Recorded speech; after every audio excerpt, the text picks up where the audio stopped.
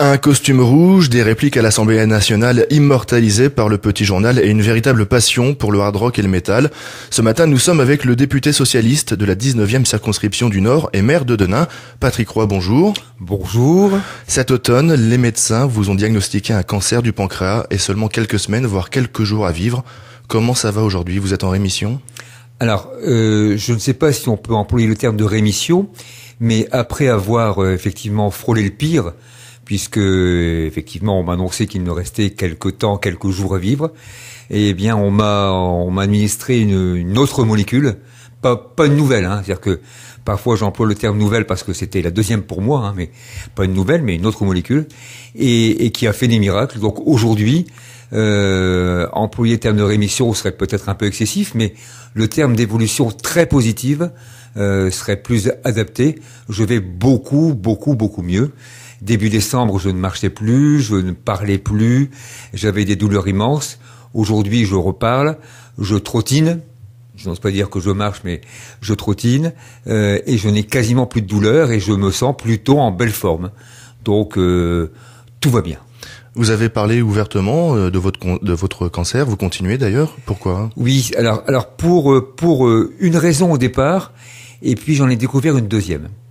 D'abord parce que j'ai de la politique la conception de dire que il faut dire qui on est, il faut dire ce qu'on pense, il faut dire ce qu'on fait, il faut dire la réalité, c'est-à-dire ne pas mentir, pas de langue de bois.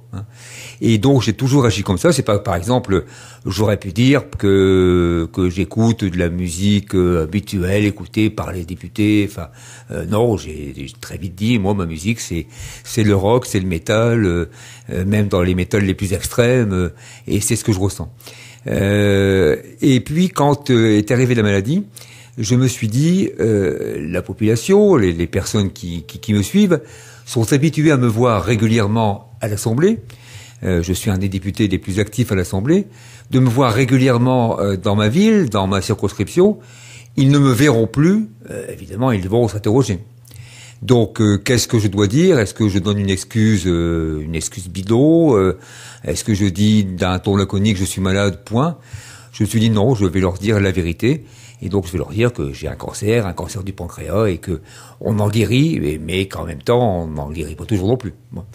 Et puis, deuxièmement, je me suis rendu compte, et là vraiment, c'est un appel que maintenant je lance partout, que le fait d'en parler, c'est libératoire. Je me suis senti libéré quand j'en ai parlé, et ça a aussi libéré tous mes proches qui, du coup, sentant la glace brisée, m'ont apporté des soutiens que je n'aurais pas obtenus différemment. Et ces soutiens m'ont permis d'avoir aujourd'hui, aujourd'hui et depuis octobre, d'avoir un moral exemplaire qui me permette de gagner sur cette maladie. Jusque-là, les problèmes de santé des hommes politiques ont toujours été un peu un sujet tabou. Là, le cancer de François Mitterrand a été tué pendant des années.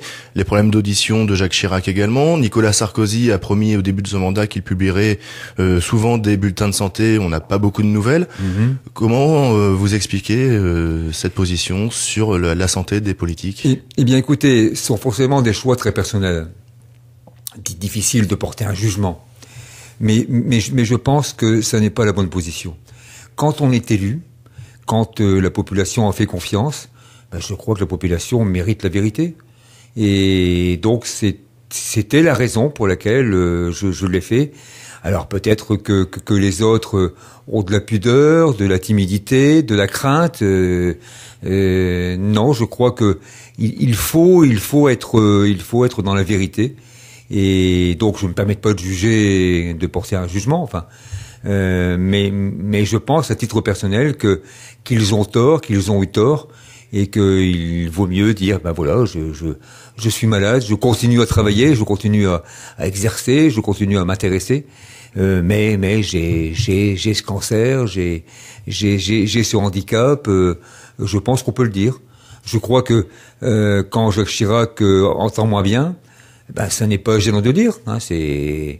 Déjà c'est difficile pour lui, autant qu'il le dise et autant que les gens le sachent. Et donc, Donc moi j'encourage tout le monde, mais les hommes politiques en premier, eh bien, à dire la vérité. Vous avez dit que la maladie effaçait le clivage politique. Comment l'avez-vous vu? Alors très concrètement, j'ai reçu des milliers de soutiens. Et dans ces soutiens, évidemment, une partie de la vie politique. J'ai reçu des soutiens, c'est-à-dire des SMS, des courriers, des petits mots, des visites de la part de ceux qui me sont proches. Martine Aubry est venu me voir, Laurent Fabius, Jean-Marc Ayrault, Didier Migaud, tous mes amis du groupe sont venus me voir. Alors jusque-là, on pourrait dire rien que de très normal, puisque ce sont des amis politiques et souvent aussi des amis. Et puis j'ai reçu les mêmes messages de soutien de la part du gouvernement et de la part des députés de la majorité. Pourtant, des gens que je vilipende, sur lesquels je lève le ton, les gestes très régulièrement à l'Assemblée, je continuerai à le faire, ils le savent. Mais j'ai vu tomber les clivages politiques, c'est-à-dire que humainement, ils se sont vraiment intéressés, ils m'ont soutenu.